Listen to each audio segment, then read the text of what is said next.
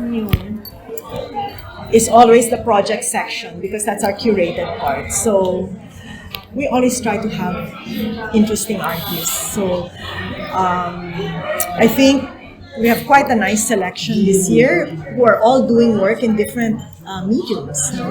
We have the stone artist, sculptor Ryan Rubio.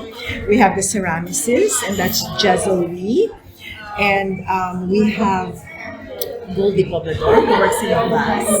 Then we have print from Manuel Ocampo. And of course, we have paintings set in a kind of shrine-like space by Manny Garibay.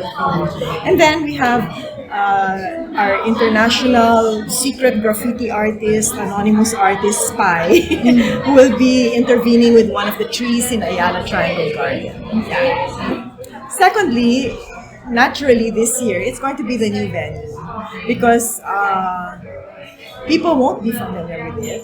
Okay, maybe they'll be familiar with the way we set up things, no? But they'll be navigating a new space, which is actually, it's contiguous, but it's very varied, okay? Because we have tent areas, and then we have space within a building, and then our talks program is in this particular space. So I think that's another thing. It's an unknown factor, unknown quantity that people will have to explore and give their opinion about later on.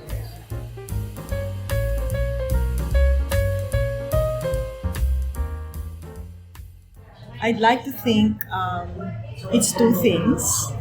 Number one is that we really have worked on widening the audience. So widening the audience for art means you go beyond the traditional audiences of art, which are usually collectors who tend to be older, because they have money, they can afford it.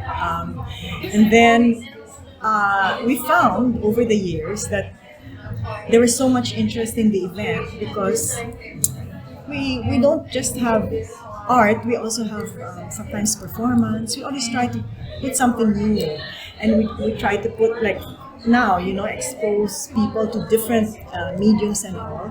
And so young people are super into that, and they're into, happenings also, events, and this is a nice event with a lot of energy because you're discovering stuff, you're looking at, you're looking to see what's this artist doing now, things like that. I think it's that widening the audience has really encompassed that younger crowd little by little because they are open and aware and interested in all of this.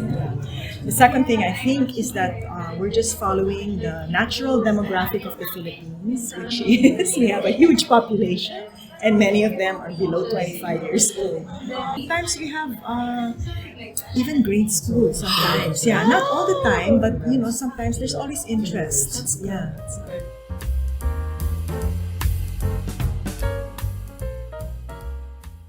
I like to point out the ones we chose in the project section. So those are the artists, and they all have something.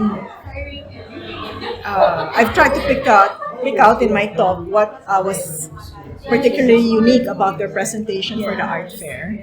Okay, so with Jezel, it's the interaction with her process, her work, which is ceramics, which is it's not a new medium, but it's new as an artist-led medium in our milieu here. Yeah, we actually have a lot of ceramicists and potters, but maybe we don't elevate them to this idea of them as artists, in the art fair.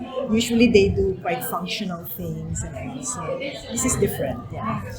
And then we have Goldie, who's working with glass. Goldie has actually been working with glass for a long time, but her ideas are so radical. She's going to put scent and sound, and then it's such a contrast to, the way you make the glass to what she produces is it's very fine and delicate, small things. You really have to kind of look well, and focus.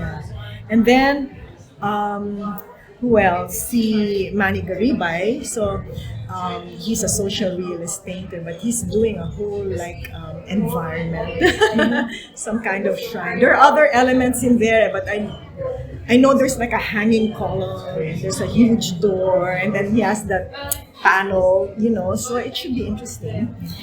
Manuel Ocampo, of course, doing work in a medium that you're not really familiar with him doing, which is print. Yeah, it's actually more mixed media because there's a lot going on in those. And that very big piece has a lot of, it's two-dimensional.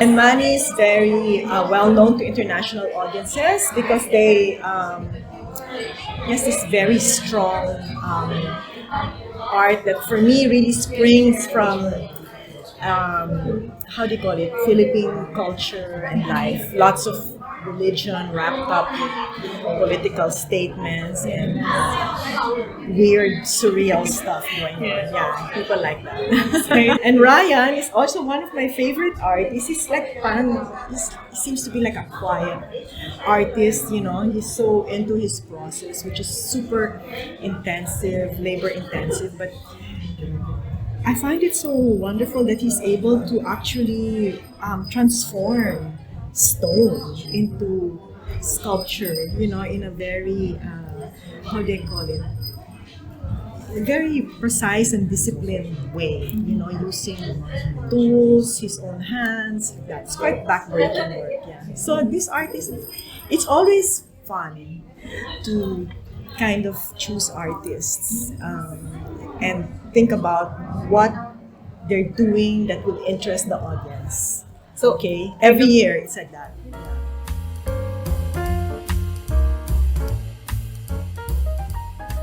We're already thinking now, maybe, yeah, or we have people in mind, and then we discuss it.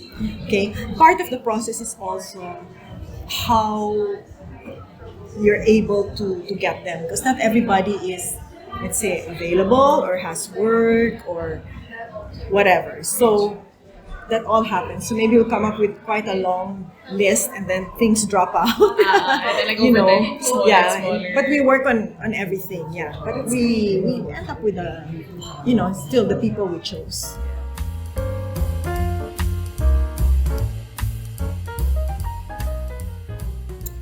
I think it's extremely active now, the art market.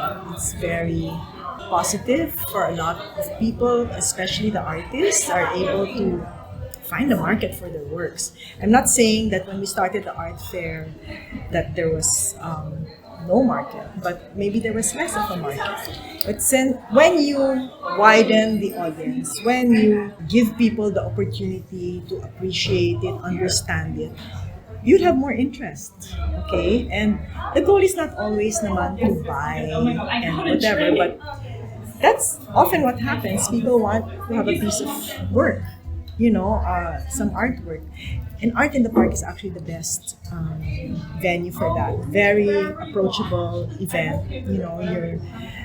it's easy to access the art there, Yeah, it's very friendly. And the art fairs also, I feel, friendly, and I'm sure, I'm very sure over the years that we've had a role in building up the market for artists.